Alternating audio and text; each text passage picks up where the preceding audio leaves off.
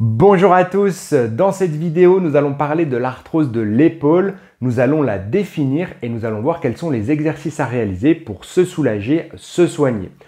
Tout d'abord, de quoi s'agit-il? Eh bien par définition, l'arthrose c'est une altération prématurée des surfaces articulaires cartilagineuses. Alors au niveau de l'épaule, ça ne va pas forcément intéresser qu'une articulation, mais parfois plusieurs, puisqu'en effet, l'épaule c'est un complexe articulaire de 5 articulations et 3 d'entre elles peuvent être soumises au phénomène arthrosique. Nous avons par exemple l'articulation entre l'humérus et l'omoplate, c'est la gléno-humérale. L'articulation entre la clavicule et l'omoplate, c'est l'acromioclaviculaire. Et entre la clavicule et le sternum, c'est la sternoclaviculaire. Il y a deux notions importantes qu'il faut retenir, c'est que l'arthrose, c'est un phénomène qui est irréversible, mais pas forcément symptomatique.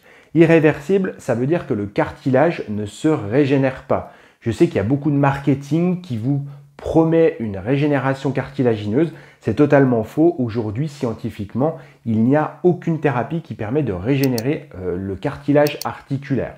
On verra dans le futur peut-être avec la notion de cellules souches, mais actuellement, on ne régénère pas le cartilage articulaire. Elle est irréversible et elle n'est pas forcément symptomatique. En effet, il y a des personnes qui ont un phénomène arthrosique mais qui n'ont pas de symptômes. Ça, c'est plutôt une bonne nouvelle pour nous parce qu'en rééducation, eh bien, on va rechercher à redonner un maximum de mobilité, un maximum de stabilité pour avoir une articulation qui certes est arthrosique mais qui n'est plus symptomatique. On va rechercher l'absence de symptômes même si on a la présence d'arthrose. En effet, chez les patients qui sont symptomatiques, souvent on a des douleurs, des raideurs et une perte plus ou moins importante de la stabilité musculaire. Donc l'objectif des exercices, bien, ça va être d'agir sur la mobilité. On va essayer de lutter le plus possible contre les raideurs articulaires qui se sont installées et on va également essayer de restituer un bon équilibre au niveau de la force musculaire. Il y a une deuxième notion qu'il est important de comprendre, c'est qu'on a au niveau de l'épaule deux grands types de pathologies, les pathologies arthrosiques et les pathologies tendineuses, les pathologies notamment au niveau des tendons de la coiffe des rotateurs. C'est deux choses qui sont très différentes. L'arthrose porte sur l'articulation, alors que le phénomène des tendinopathies de la coiffe des rotateurs porte sur les parties molles, sur les tendons. Donc on est sur deux pathologies différentes avec des traitements qui sont également en partie différents. Donc il faut bien faire la distinction entre ces deux pathologies-là. Si vous ne savez pas ce que vous avez actuellement, vous consultez votre médecin qui fera un bilan, peut-être des imageries pour confirmer l'une ou l'autre des pathologies qui peuvent très bien d'ailleurs être associées l'une avec l'autre. On passe tout de suite aux exercices pratiques. Le premier exercice, il s'agit du pendule. C'est un mouvement d'automobilisation en relâchement et avec le simple poids de votre membre. Il y a un effet de décoaptation qui est souvent apprécié et qui soulage. L'objectif est de balancer votre bras comme un pendule, sans forcer.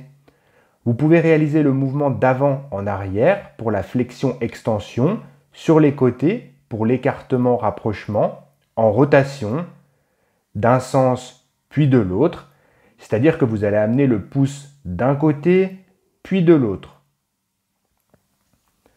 Ensuite, vous pouvez mélanger tous les mouvements. On parle de circumduction. Vous réalisez des cercles avec votre bras d'un côté puis de l'autre.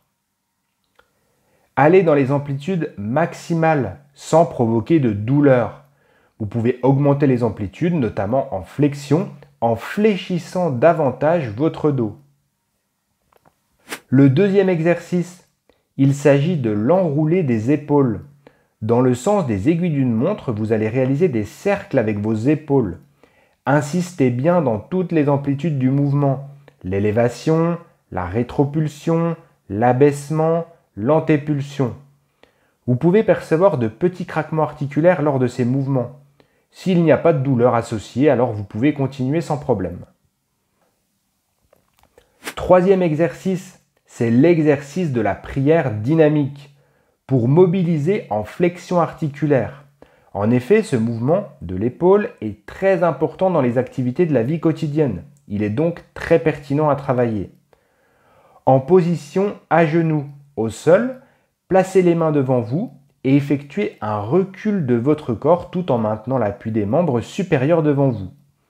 De cette manière, vous travaillez la flexion articulaire de l'épaule. Parcourez l'amplitude maximale du mouvement sans provoquer de douleur. Quatrième exercice, il s'agit du rapprochement des omoplates pour renforcer les stabilisateurs. En effet, ce sont des muscles essentiels au bon fonctionnement de l'épaule. En position assis et grâce à un élastique que vous placez sous la plante de vos pieds et que vous saisissez dans chaque main, vous allez rapprocher vos omoplates contre la résistance élastique. Adaptez la bonne résistance pour un effet de renforcement optimal. Pour augmenter la difficulté, vous pouvez prendre un élastique plus rigide ou simplement le mettre davantage en tension.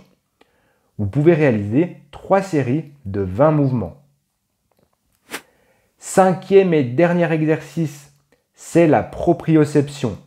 À l'aide d'un ballon, vous allez réaliser des pressions-décompressions contre un mur pour solliciter la co-contraction musculaire. C'est un exercice très intéressant pour la stabilité et la réactivité musculaire. Faites varier les amplitudes du mouvement de l'épaule pour solliciter la stabilité dans les différents secteurs de mobilité. Vous pouvez réaliser cet exercice pendant 2 minutes. Voilà pour les 5 exercices que je voulais vous partager dans cette vidéo pour retrouver de la mobilité articulaire et stimuler le système musculaire. Si ce contenu vous a plu, n'hésitez pas à mettre un pouce en l'air et à vous abonner à la chaîne si ce n'est pas encore fait. Si vous avez des questions ou bien même des suggestions d'exercices, n'hésitez pas à les partager dans les commentaires de la vidéo. Je vous dis à très bientôt dans un prochain contenu. Prenez grand soin de vous et de votre santé. Ciao, ciao!